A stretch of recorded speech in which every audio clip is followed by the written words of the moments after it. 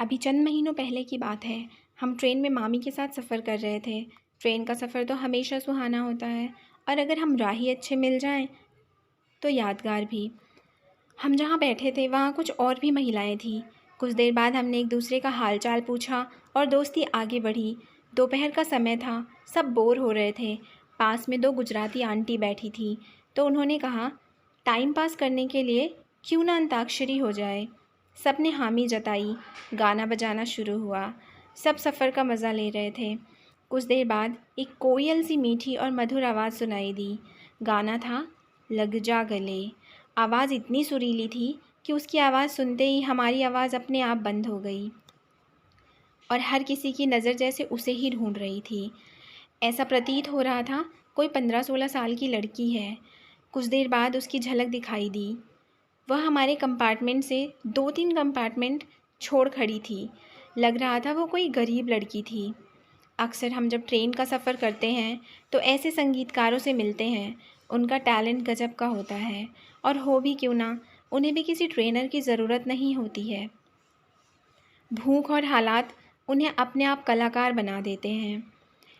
हम सबकी नज़र उसी पर टिकी हुई थी, जैसे कितनी जल्दी वो हमारे पास आए और हम उसका गाना सुने। कुछ देर बाद गुजराती आंटी ने उसे आवाज़ लगाई, ए ढिंगली, आया आवने। उसने रुकने का इशारा किया और पैसे कलेक्ट कर भागती हुई हमारे पास आई। हमने उसे एक के बाद एक 4-5 गानों की फरमाइश की, और उसने भी बड़े चाव से सारे गाने गाए। आवाज़ इतनी मधुर थी कि बस सुनते रहो। फिर उसने हाथ फैलाए और सबने उसे 1-1 रुपया दे दिया। लेकिन गज़ब तो तब हुआ जब सामने बैठी एक 20-21 साल की लड़की ने उसे 20 रुपए का नोट थमा दिया। गुजराती आंटी तो जैसे भड़क सी गई। ये आजकल की जनरेशन भी ना यही बढ़ावा देते हैं इन जैसे लोगों को। भिखारी को 20 रुपए। उस पर मेरे साथ जो मामी थी उन्होंने आग में और घी डाला। हाँ और क्या, हाथ पैर सही सलामत है, कुछ अच्छा काम कर सकती है, कमा कर खा सकती है, पर यूँ भीख मांग कर। वह कुछ और बोलती उससे पहले तो वो नन्ही गायिका भड़क उठी। हाँ, भिखारी नहीं, गायिका। मेरे लिए वो किसी गायिका से कम नहीं थी। उसके चेहरे पर उसका गुस्सा साफ नज़र आ रहा था। उम्र तो उसकी यही कोई 15 साल की होगी, लेकिन लग रहा था इतनी कम उम्र में भी समय और हालात ने उसे अपने लिए लड़ना सिखा दिया था। उसके गुस्से से लाल चेहरे पर साफ प्रतीत हो रहा था जैसे किसी ने उसके ज़मीर को ललकारा हो। उसने कहा, ए आंटी, भिखारी किसको बोल रही हो? भीख नहीं मांग रही हूँ। मजबूर ज़रूर हूँ, पर अपनी आत्मा या शरीर को नहीं बेचा। अपनी कला का प्रदर्शन कर कमा रही हूँ। फिर वो हमारी ओर मुड़ी और मामी की तरफ इशारा कर पूछने लगी, और हाँ, क्या कह रही थी आप? काम करो, कमा कर खाओ।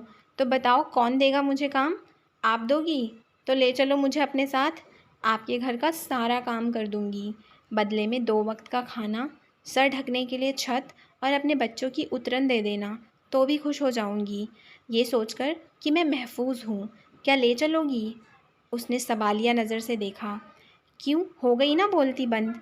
और हाँ, सही में हम सबकी बोलती बंद हो गई थी। सब एकटुक उसे ही देख रहे थे, और वह मुंह फेर कर वहाँ से चल दी। पर उसकी बातें आज भी कई बार सोचने के लिए मजबूर कर देती हैं कि दूसरों को राय देना कितना आसान होता है, लेकिन क्या किसी बेसहारा का सहारा हम बन सकते हैं? क्या है कोई जो इनका हाथ थाम सके? आज भी उसके बारे में सोचने के लिए मजबूर हो जाती हूँ, पर ऐसे किसी बेसहारा का हाथ थामने की हिम्मत कोई भी नहीं करता। क्या आपको इनकी मदद करना पसंद है? कमेंट बॉक्स में ज़रूर बताएं। मैं अंकिता ऐसी ही और कहानियाँ आपके लिए लेकर आती रहूँगी। आपके प्यार और सपोर्ट के लिए धन्यवाद।